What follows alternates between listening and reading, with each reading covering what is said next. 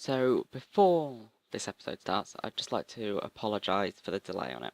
We've had some issues with procrastination and with timing, with our schedules getting them together. And we've also had some issues after the production of the episode with editing, which took a while for me to sort out because I'm not good with audio programs. So, anyway, on with the show.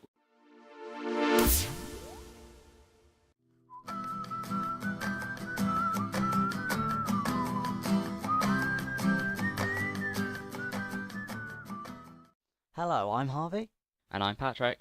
and welcome to Cells and Silver, a world-building podcast.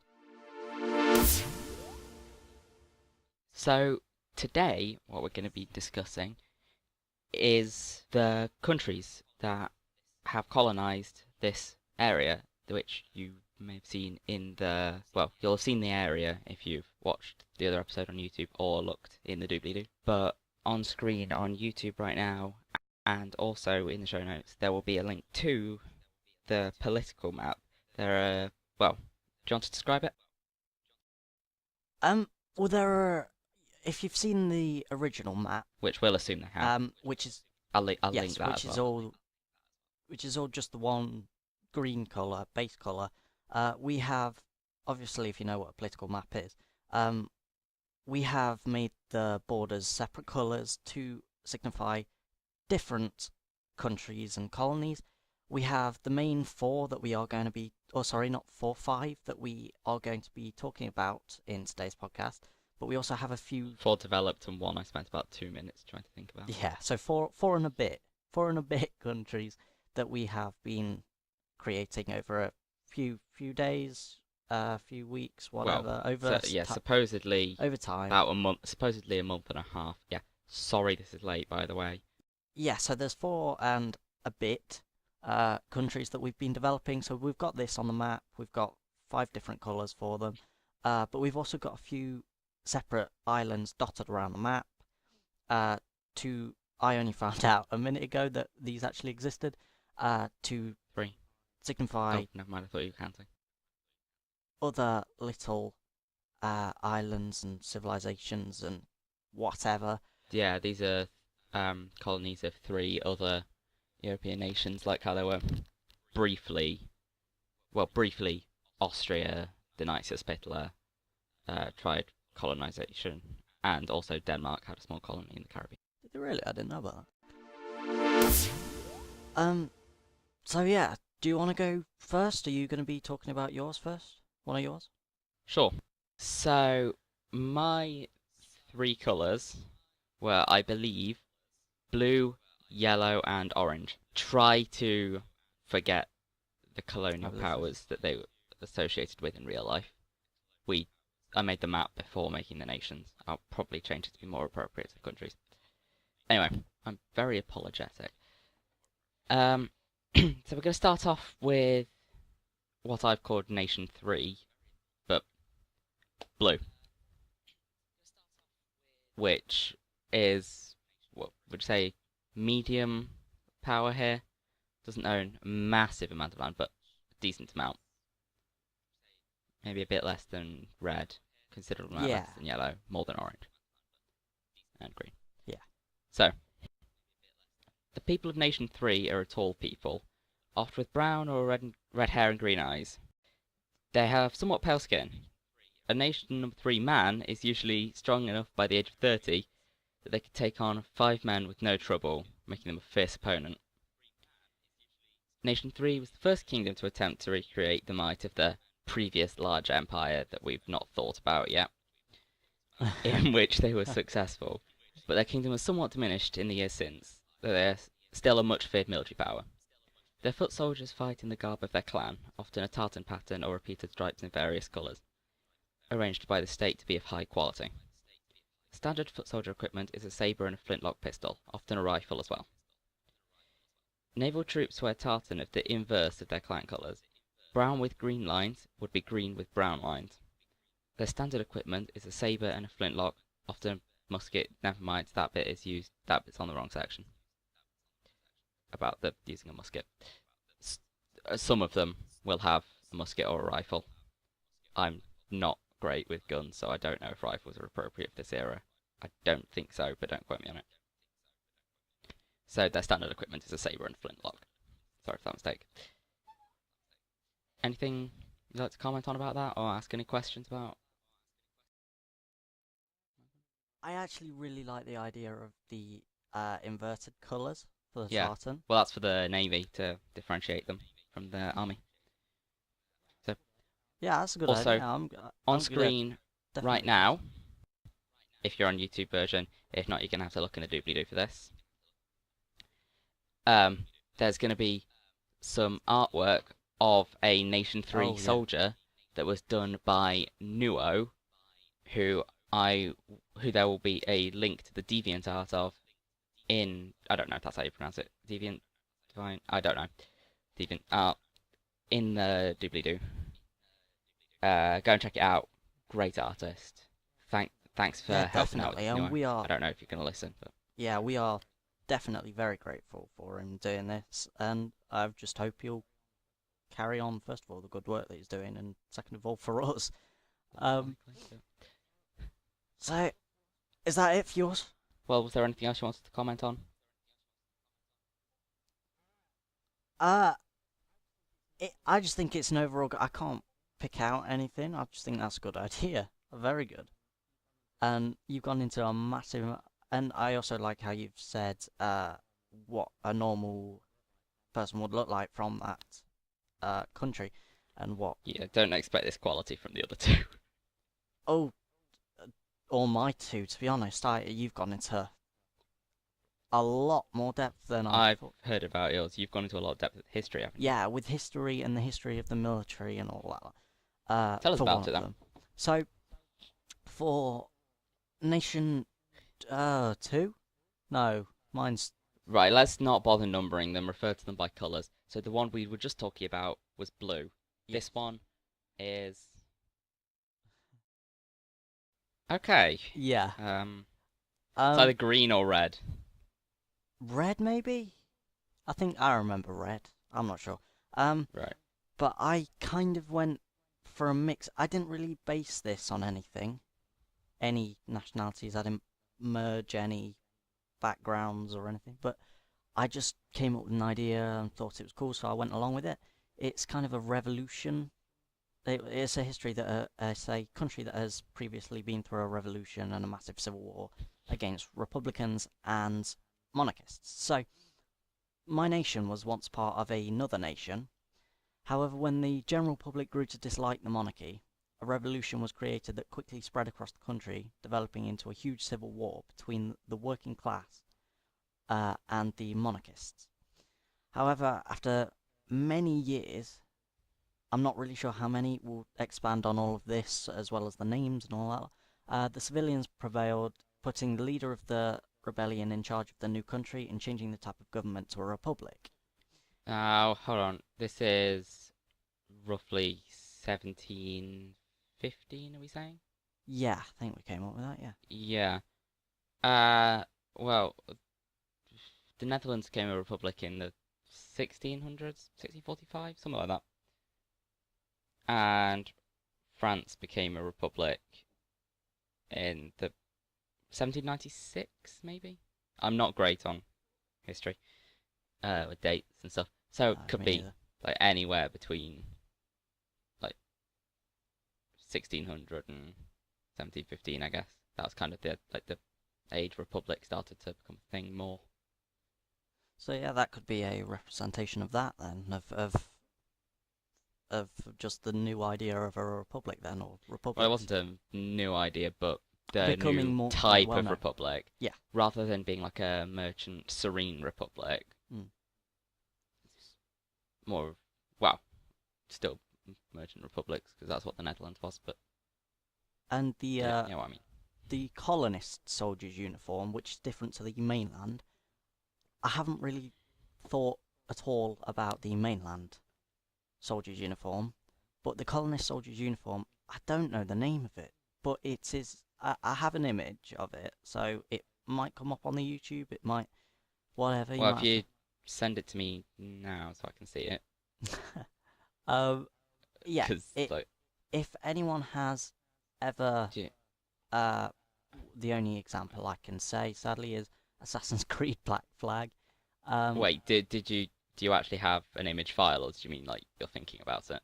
No, I've just sent it to you. Did you? Oh, So there we go. the Yeah. the Spanish Navy and colonist uniform that the Spanish use in Assassin's Creed Black Flag. Imagine that, but green. I'm trying to go for that. And they'll also wear a hat, like a tricorn hat, as they do, or as everyone really did back then. And for the history of the military and just the military in general, because the monarchists were the best trained soldiers and sailors, because they were well paid and well trained by the kings and queens and royal guard and all that lot, the country's military is greatly damaged. However, the monarchists that agreed to work under the new government started to train the rebels the same way they were trained. So very, very well. And the existing fishermen also converted their ships into military ships. And the monarchists' training, combined with the existing navy, means that the country's military is slowly growing stronger and growing in numbers. So that's it for mine. Can I just ask, how many guillotines were involved in this overthrowing of the monarchy? Were there any guillotines, or is it a boring revolution? Or how many Rasputins were killed? Are we measuring this in Rasputins then? So Yeah, sure. Let's all make right. this an official Sales and Silver measurement of the level of the degree of a revolution. Oh, We're gonna measure it in Rasputin deaths. I'd say probably about 5 Rasputins. 5 Rasputins. Yeah. Jesus, that's one hell of a revolution. Oh yeah. What? Wait, did you say why they hated the monarchy so much?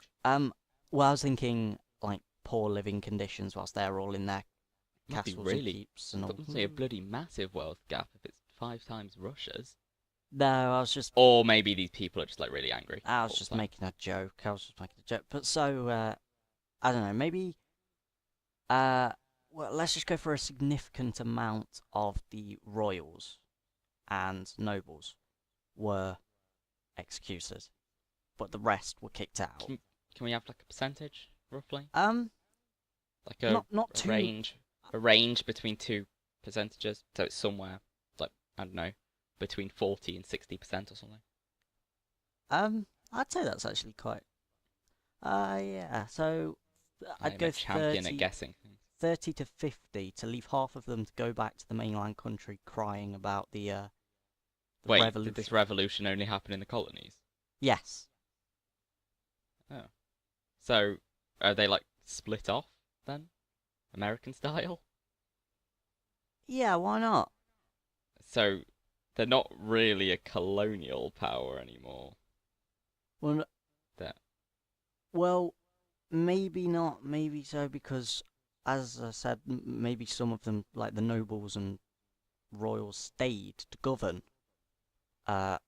Maybe justly, and the royal guard, like the monarchist soldiers, stayed to train. So maybe they'll come to an agreement. Maybe there was a treaty that was signed saying we're still a part of the country, but you have to get out. So yeah, I'll look into that. Yeah, like a bit cheeky devolution. Yes. Autonomy for the win. Mm-hmm. So Okay. what about your next one? So my next one is yellow. Big one then. Which I may at some points refer to as Nation 4. But I'll try and exchange that for yellow. Mm. So what's this one about? I'm gonna read what I've got on my document then. Yeah.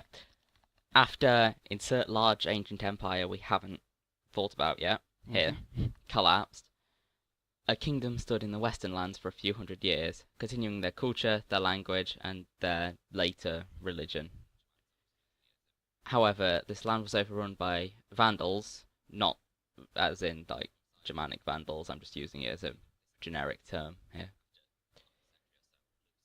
who brought their culture alongside them. Instead of conquering the land they invaded, they simply settled there after half a century or so of looting and burning everything, wishing to be in the land of hot sun and fresh fruit and bitter oranges. The people of this land vary in looks and fashion. In the north, many tend to be of a large, pale nature, not unlike the people of blue. In the south, their skin is much more tanned, as the climate's a lot hotter and the land's less mountainous. In the northwest, the land is so mountainous that the people seldom have much contact with the others, so the pre-invasion cultures remain more significantly. People are pale with dark hair and small stature and keep a lot of the culture of ancient large empire. You've definitely thought about the different things I have, which is good. So we've got one side of one. So you've done the history. Obviously, you've done the history of how the cultures kind of mixed, and maybe one came dominant, one didn't. But yeah, it's definitely good that you've done that part. I've done this part. I'm not going to say more, but I've done. Yeah. Oh, we've agreed. Wait, no, never mind. That's the one you've not talked about yet. Never mind. This nation borders the nation that Harvey's about to talk about. Just to give some perspective, they also own some other lands in the continent, in other areas that aren't of the same culture, but some are fairly similar. I was about to say I guess you could compare it to, but this is where I took inspiration from. Spain in the Renaissance owned southern Italy and the Netherlands. I've got rid of owning the Netherlands bit, replace it with like the equivalent of Greece. Did you say northern Greece? So, or was it just the whole of Greece? Southwest. Southwestern, I think, but it doesn't really matter because I was just using that as a representation on a real world map. You don't need to see that map because it's not actually part of the world. It was just for us, a visual thing for us. I'll try and maybe get a map of not Europe at some point, but I am not a good cartographer. So is that it for yours or? No. All right, carry on. Yellow is a dual monarchy, so there's a king and queen that rule with equal power, which comes from the time when two kingdoms that were there of the same culture united under one crown, but they couldn't agree who was going to rule, so they did it together. Is that not like Spain? Not the. Yeah. Yeah. I do have this country tagged as not Spain. We've taken a lot of inspiration. Both of our countries, really. We've taken, like, my next one is kind of Spanish as well. So yeah. In case you guys haven't noticed yet, we're not very imaginative. So this first bit of the podcast is going to be quite, well, it's been quite difficult for us, and it's going to continue to be quite difficult for us. Although what we've got coming next, I'm gonna enjoy more. But we actually talk off. Anyway, can I just finish this, and then we'll talk about off-topic things at the end. Yeah. So, the military of Nation 4 is obviously globally feared because they're terrifying. Just loads of soldiers, well-equipped, well-trained, badass is the word I'm looking for. So did they maybe take over the rest of these islands that they have by force? Yeah, the other lands that they own are generally taken by force, although one of them was to do with a crown dispute followed by a war. I'm looking forward to hearing about that, because that's my side of world building. Yeah, I haven't actually thought about that much. I've just kind of taken inspiration from EU4. Um, so they wear purple coats, which represent their view of themselves as monarchs of the world.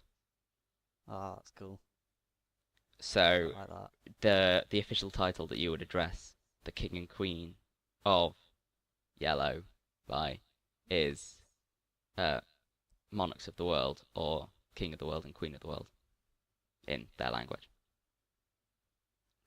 I really like that. That's a good idea. It's very royal. Is that just every soldier who wears All their soldiers wear purple. Yeah. So they kind of consider You can themselves distinguish lords. between groups with different symbols. It's to represent the nation as being the monarchs of the world. Ah, right. But then Yeah, the that's cool. monarchs are the monarchs of Yeah. the kingdom of the world. No, that definitely puts them, or well, in their mind, puts them above everyone else. Yeah, That's pretty damn terrifying. and rightly so, because they do have probably the biggest empire in the world at this point, or one of the biggest. Which you can tell by the map of their sheer power. Because as you Yeah, say, they take over definitely in this area, they Yeah. are like the dominant force. And do you reckon They own a if we- considerable amount of the continent above, to the west, and to the south. Mm. They're a bit less powerful in the other continents. Yeah, I was going to say, do you want to From possibly in future episodes or off camera just for a discussion, and then maybe we'll bring it in. Should we talk about the mainlands of wherever they come from, or should we stick solely? We might be able to to briefly go at it, but I'm thinking maybe if we like, I don't know if this will ever happen, but finish this, not the West Indies, but the West Indies that looks like the East Indies. Then we could go on to some of the other continents, maybe. Although yeah, probably like the local ones. We'd so. definitely we'd definitely be more confident in talking about the countries that we've created, because we'll definitely know more about them, and we'll feel like we will almost feel like it's a real country. I hope by the end of this. It's gonna be a lot easier, and we'll be a lot more confident with them once we actually have names and words. Yeah, definitely. Which I'm not looking forward to making the words, but gotta do it. So, their navy is also quite powerful, though far from the most powerful. About 100, 150 years ago, they had flat out the most powerful navy in the world because they were very powerful and very rich. Kind of blew it by sending it into a storm several times, and then having it burnt. Correct me if I am wrong, but is that not again what the Spanish did? Yeah, 3 Spanish armadas. They ruined their entire economy and filed for bankruptcy because they spent all their money on a navy to try and invade Britain, and they only managed to land 400 troops, which then turned around and left because they realised no reinforcements were coming. And I'm guessing, are we having like equivalents for Spain and Britain? Are we not doing that, or are we just creating random countries that will just say that one's more powerful, that one's more powerful, that one's more powerful?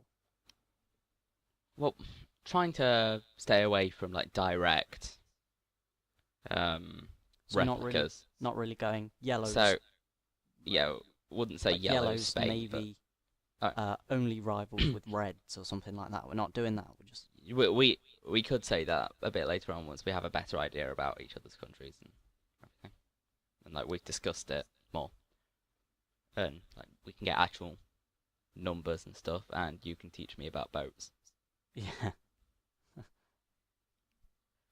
Is that it for your? Hold on. Their naval officers wear blue. Standard naval troops just wear whatever they can find and afford. So it's so the ground soldiers are. Ground soldiers wear purple because they're more important than the navy. Naval officers wear blue. Normal navy blokes wear whatever They just wear rags. Yeah, pretty much. Anything they can find. depending how rich they are. Can they not just use ground infantry ones? Well, they can if they were in the infantry. So is it that they can't afford it, or is it just that the kings and queen, king and queen of the world just don't allow them to wear it? You're not gonna be able to buy a military uniform if you're not in the military. No, I mean, like, because surely if Yellow's kings and queens feel that they are the rulers of the world, surely they want every troop of theirs. Yeah, but they don't really care enough about the navy because it's not as symbolic for their country. It's kind of like a backup thing. And you don't tend to when you look at a navy, like a naval blockade or something, you look at it and you think, damn, that's scary because you see loads of big boats with cannons. You don't look at it and think, damn, that's scary because there's a huge crowd of men all wearing like bright purple uniforms. Whereas you would for the infantry because they're not on a boat. The boat's the scary bit about the navy, not the man. No, I definitely get that. So the king and queens just kind of disregard the navy.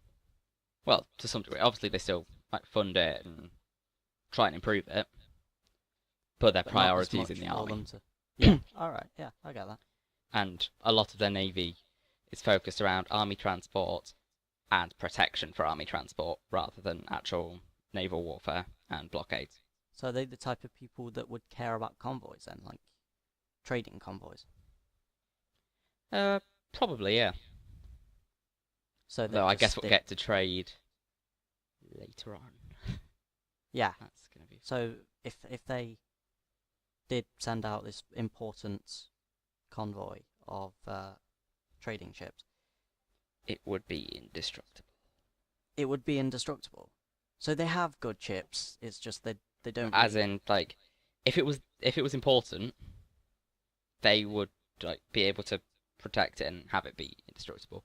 But if it comes to going out, taking on another nation's navy, they'd be screwed. Right. I've got to try and remember my different types of boats from EU4. I've not even ever played it to the 1700s. What am I on about? Right. Caravels and whatever, your lighter ships. Like a schooner or a sloop. Those don't sound like something I want to experience. But like, your lighter ships, not like galleys though, because they're more like closer to the coast. But your lighter ships, they would have a lot of those, a lot of focus on those. Light ship versus light ship, these guys would be pretty tough to beat. Yeah. And they'd be like defending their merchants. But if they like try and take on another nation's navy, but they have like carracks or whatever they would be at this point. So like, I know I'm going big on heavy and on. ships. Men of war, is that what they're called? Yes, yeah. Men of war, they wouldn't be able to beat. I know I keep going on and on about the navy, and I should probably move on. But so do they have a big navy or a fairly small one with fairly trained men? Kind of midway between the two. So they've got a fairly so it's like big, a medium navy, decent sized, with a few good men and a few not big enough that it's going to bankrupt them. Yeah.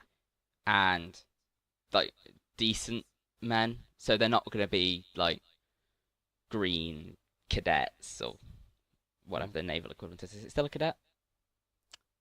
The what? Sorry. Is it still a cadet if it's for the navy? Oh, I don't know. No. Okay. You're helpful. I'm an army expert. Nowadays, yes, it's still a cadet. Right. I don't even know if cadets were a thing at the time. No, I'm sure they probably had some sort of academy.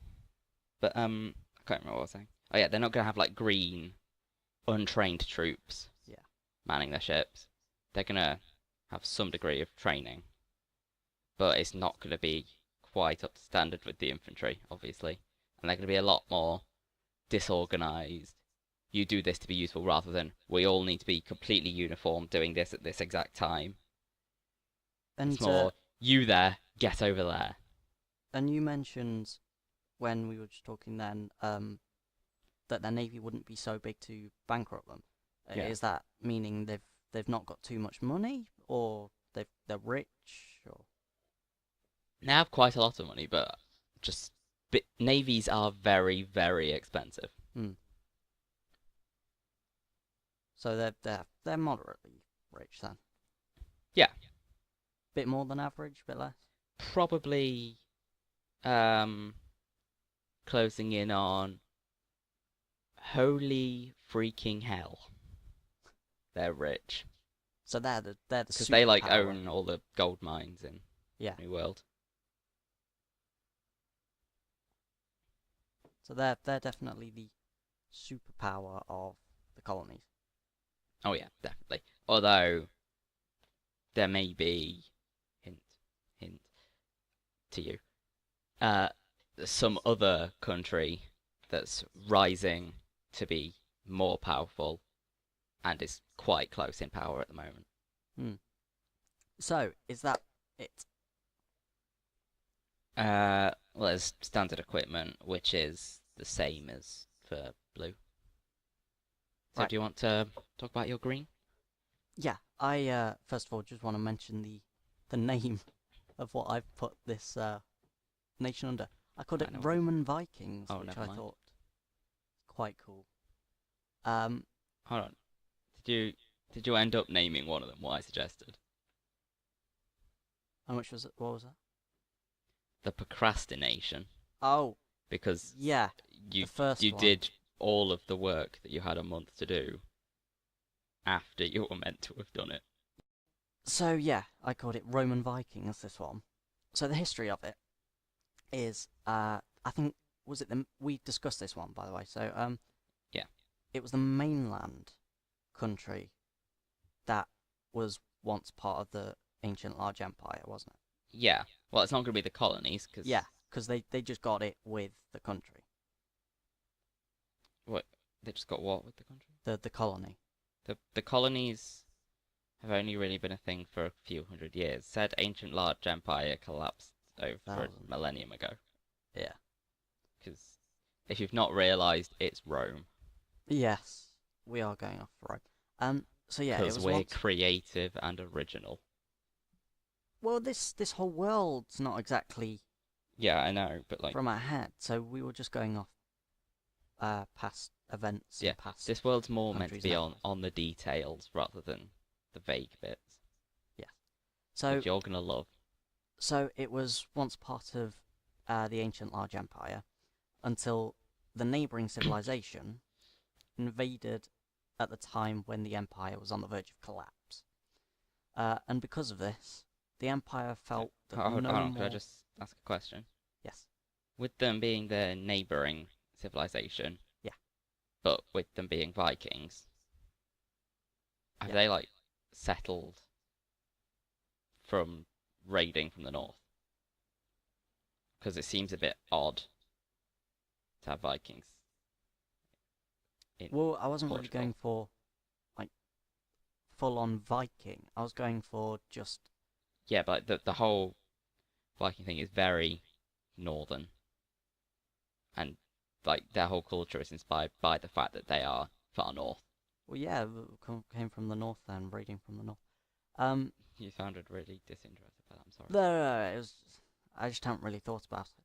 So, and because the empire was on the verge of collapse, it felt that no more of their nationality. I've just put in brackets nationality because we have no idea what we're calling the empire. So the empire felt Not that, Rome. yeah, all right. The Perfect. empire Not felt that Rome. They're no not Roman. Roman, no more not Roman blood should be spilt. So they just handed the province I've put here to the invaders. And years later, so a millennium, didn't you say? Over a millennium. About 1300 years. There's still signs that the ancient large empire once owned that land. So there are still, like in England today, you can still see Roman forts and remains from sites and all that. And I would assume also how you can still see obvious romance input on Spain and Yeah. Portugal. Yes. Even though they were owned by, they were owned by Islamic caliphates for, I think, longer than they were owned by the Romans, actually. And the uniform is a lot less ordered and tidy, and yeah. So they just wear cloth of many colours, no set colour, and they That are usually. seems like a logistical nightmare. Well, no, they're not going to be like one's purple, one's Yep, yellow, but one's no, all that. well, that'd be an aesthetic nightmare. Yeah, So, definitely. like in a battle, if you're not all wearing the same color, it's going to be very hard to identify who's yours. Well, no, because the enemy for Say, them should be wearing their colour. yeah, but say you're out shooting your enemy's peasants. I don't know. We'll work that out later. Maybe hats. Maybe they should wear exotic hats, Maybe. like And big this is- feathers in or something. And this is only a first thing. We can change this. But so yeah, it's cloth of many colours that they wear, no specific colour, and they're usually seen with animals embroidered into their clothing to signify where they come from and who they fight for. So that would be the thing to combat what you've just said there. So you It'd won't be very difficult to like identify people by the fact that they have an animal on them. It'd be a lot easier to just see a colour. As I say, we may But change then it. again, maybe they're not rich enough for that. Maybe they aren't. And they have organised infantry. But their main unit of soldiers is cavalry. And they are very good. I haven't even mentioned cavalry at all in any of my documents. I've only just realised this. But they are very good, like stupidly good, possibly better than the yellow. Like Macedonian cavalry compared to the rest of Greece and Anatolia. Well, it's not just cavalry. Sorry to anyone who lived in an empire that fell over 2.5 millennia ago. Yes, we are sorry. Macedonia is not part of Greece. I am very apologetic. So yeah, they have organised infantry. The main unit of soldiers is cavalry, but they are stupidly good, better than any of the colonies, possibly better than anyone in the world, at fighting with bayonets.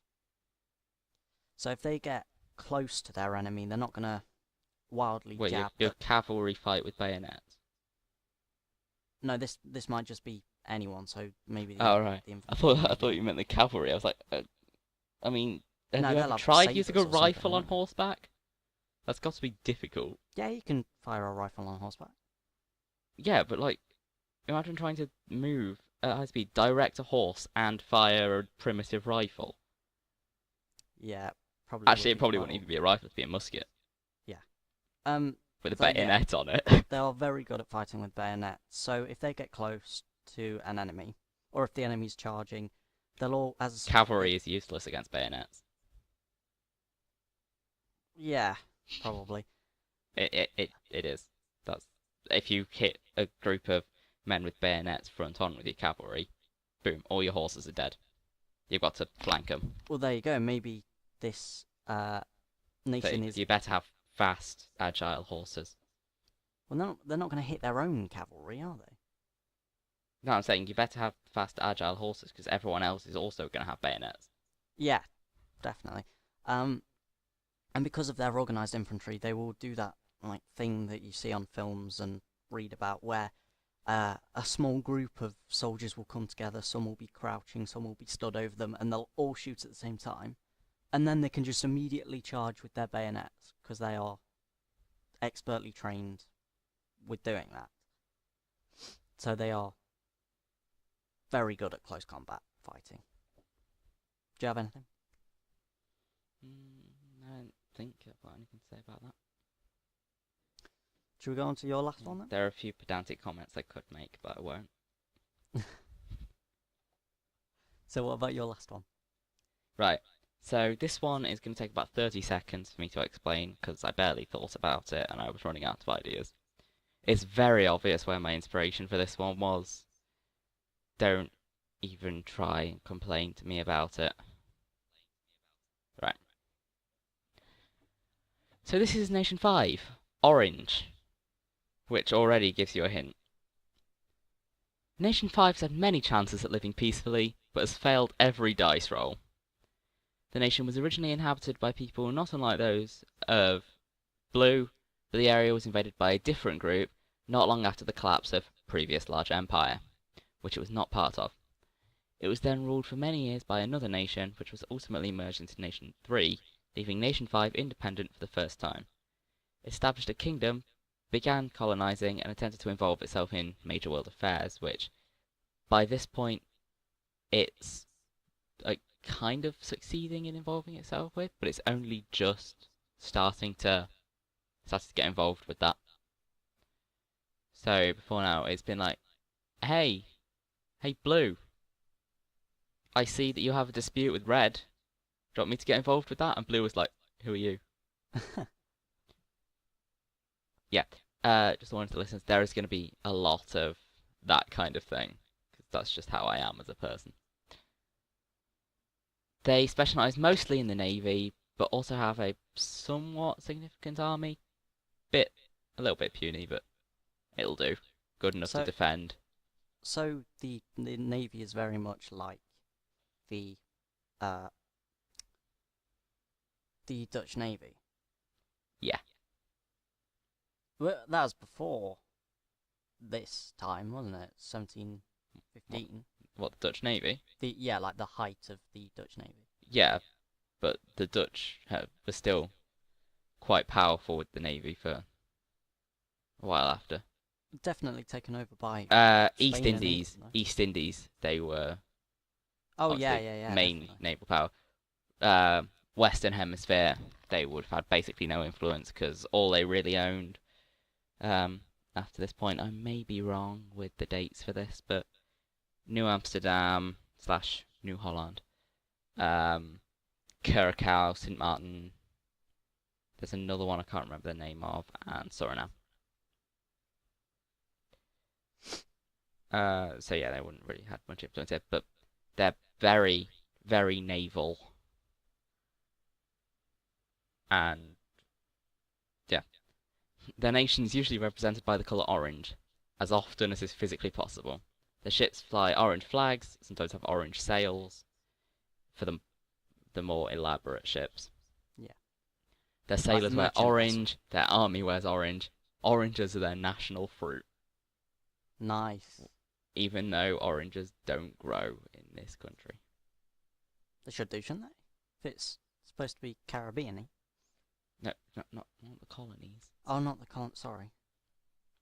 Right, I'm talking about the mainland bits, you're talking about colonies.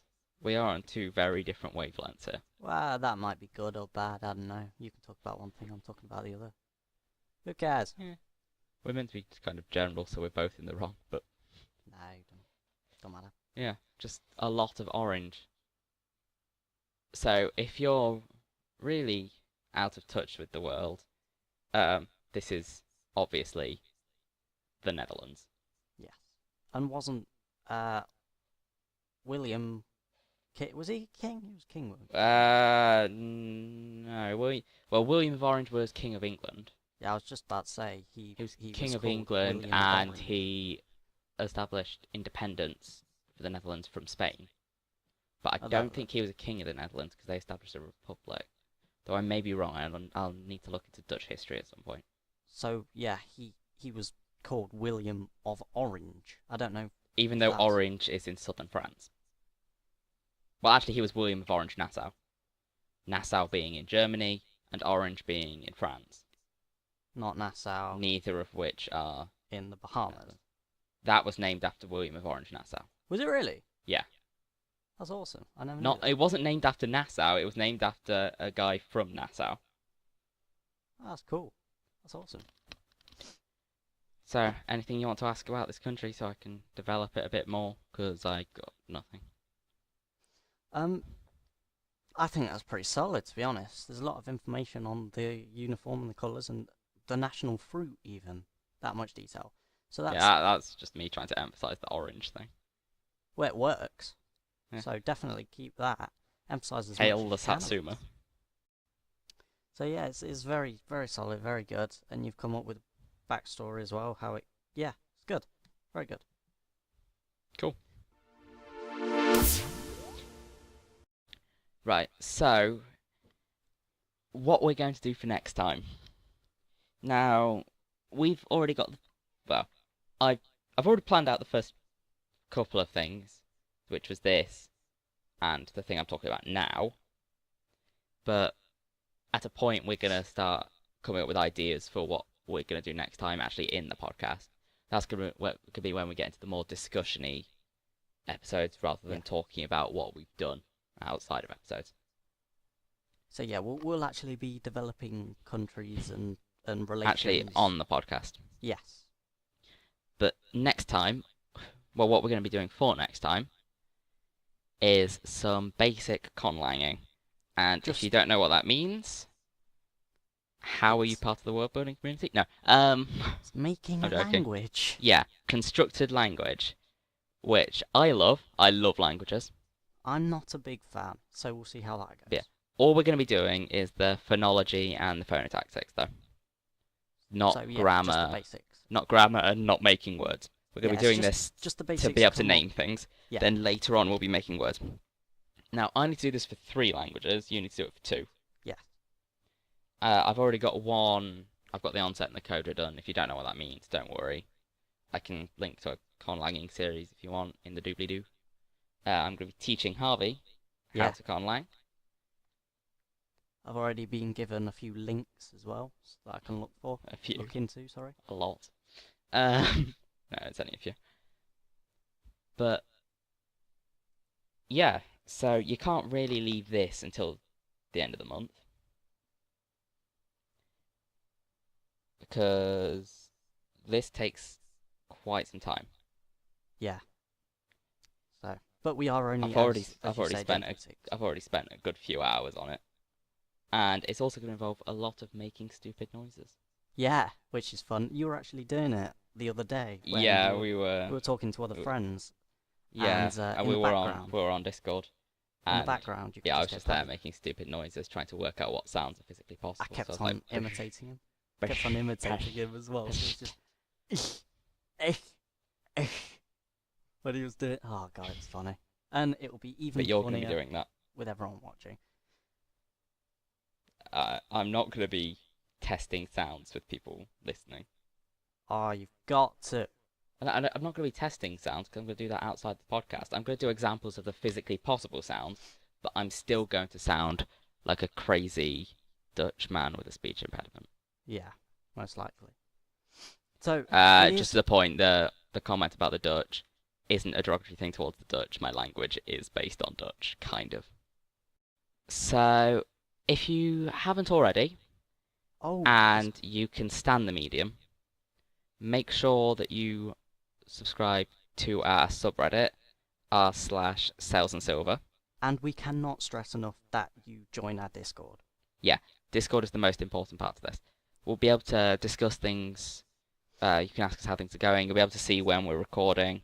There's a couple of people on the Discord already. Yeah. Well, 2 of them. So yeah, a couple. And they can see that we're recording now because we're in a channel, and we have a thing called Livecast that we're going to be doing at some point.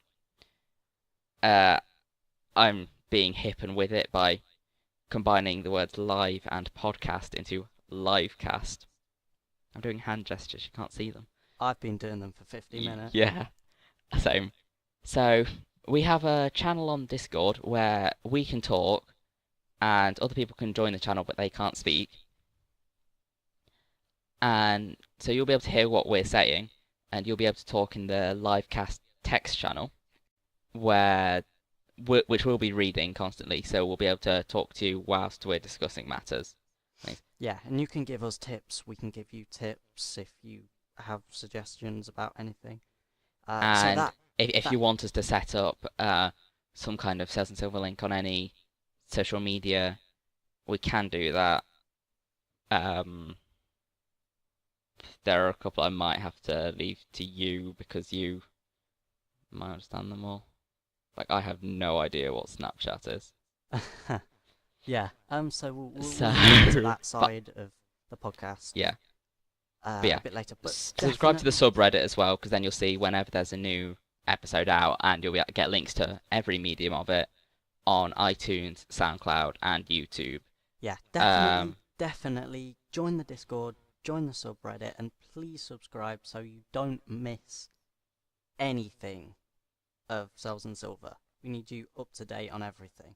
And definitely join the Discord. It's great. I can do Reddit, and he can do everything else. Yeah, so Well, I can do Twitter I as well. hope that we will see some more on Discord. And more subscribers and more, what are they called? Redditors? Are they Redditors? Redditors. Reddit.